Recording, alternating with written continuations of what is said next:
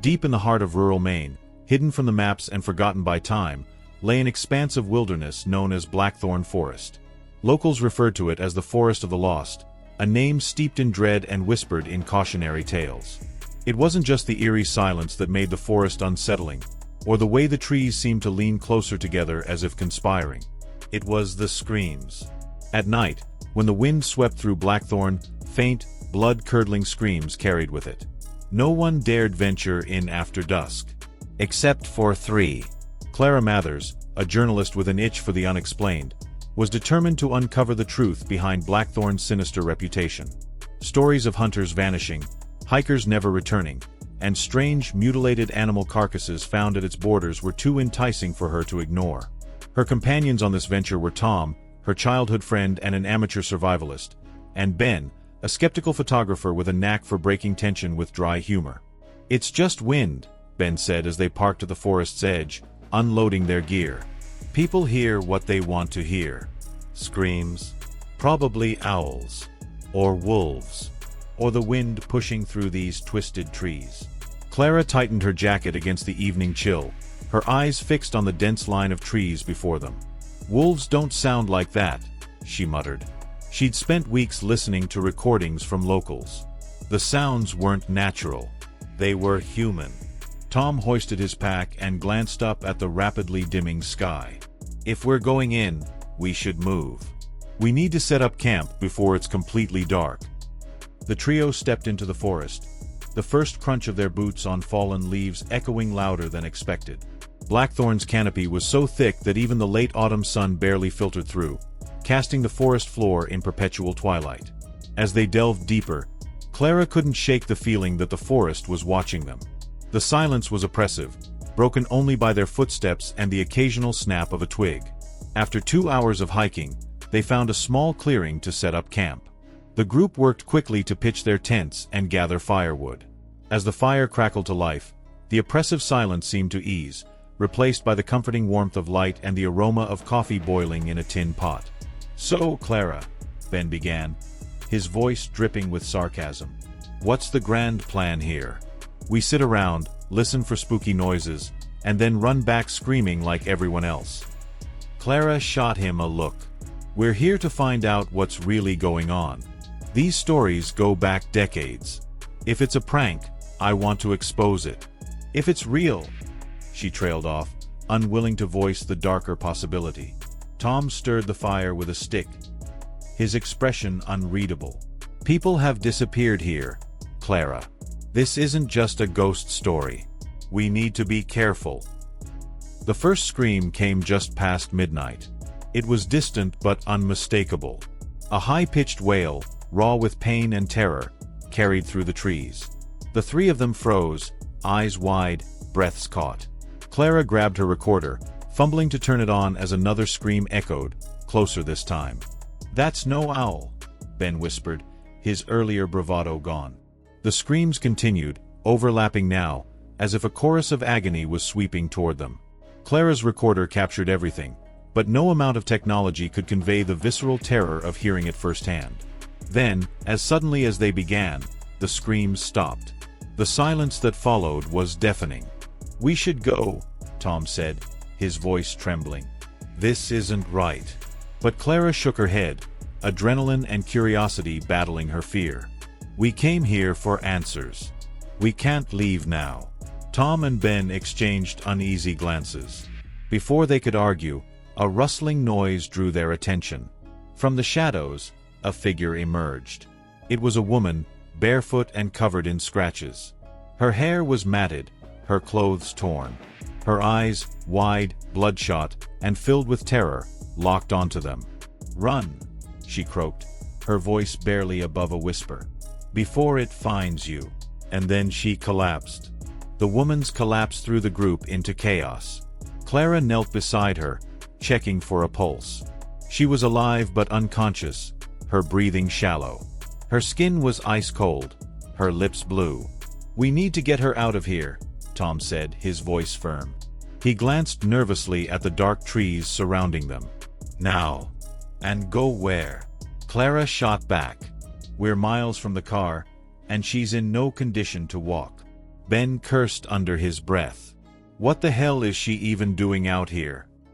As if in answer, the woman stirred, her eyes fluttering open. She gripped Clara's arm with surprising strength. You have to leave, she whispered urgently. It's coming. It never stops. What's coming? Clara asked, but the woman's head lolled to the side as she slipped back into unconsciousness. The forest's silence deepened, as if holding its breath. Then came the sound. A low, guttural growl, resonating from somewhere deep within the trees. It wasn't the sound of an animal, at least, not any animal they'd ever heard. Clara, we're leaving. Now, Tom said, his tone brooking no argument. He and Ben lifted the woman between them, supporting her weight as they prepared to head back toward the trail. As they moved, the growling grew louder, accompanied by the faint rustle of movement. Whatever was out there, it was following them. Clara brought up the rear, her flashlight scanning the dense undergrowth, but she saw nothing. The forest seemed alive, the trees leaning closer, the shadows shifting unnaturally. The group pushed forward, their pace quickening despite the uneven terrain.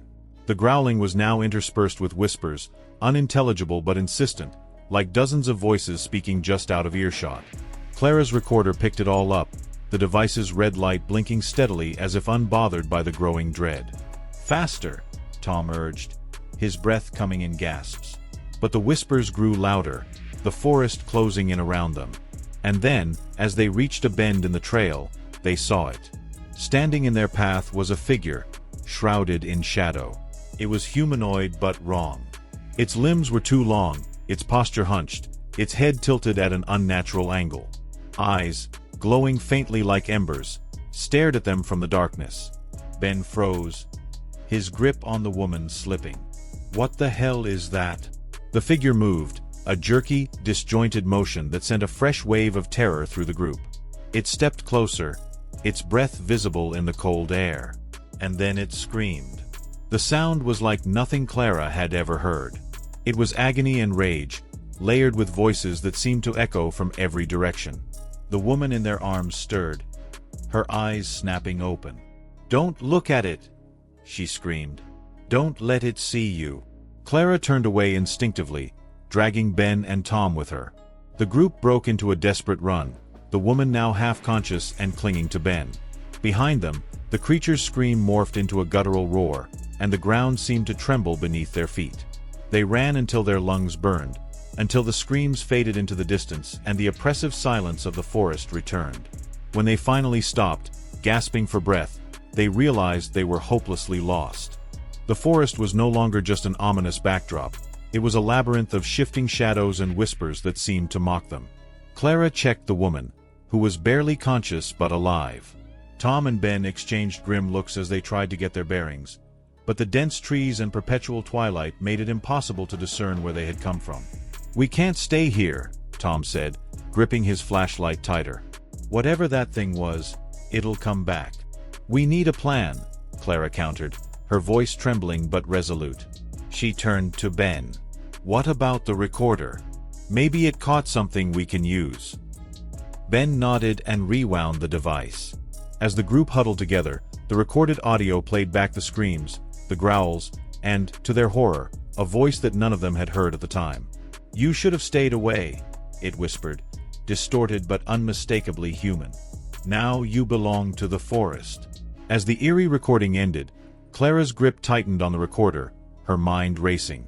They weren't just being followed, they were being hunted. The realization seemed to settle over the group like a heavy fog, suffocating any remaining optimism. The woman stirred again, her voice hoarse but urgent. There's no escape. It sees everything. It waits until you're too weak to run. Ben groaned, frustration evident in his expression. Great. So what now? Sit here and wait to die. Tom shook his head. No. We move. There has to be a way out. The forest can't go on forever. They decided to follow what looked like an animal trail, hoping it would lead them back to civilization. As they walked, the oppressive atmosphere grew heavier, and the whispers returned, louder and more coherent.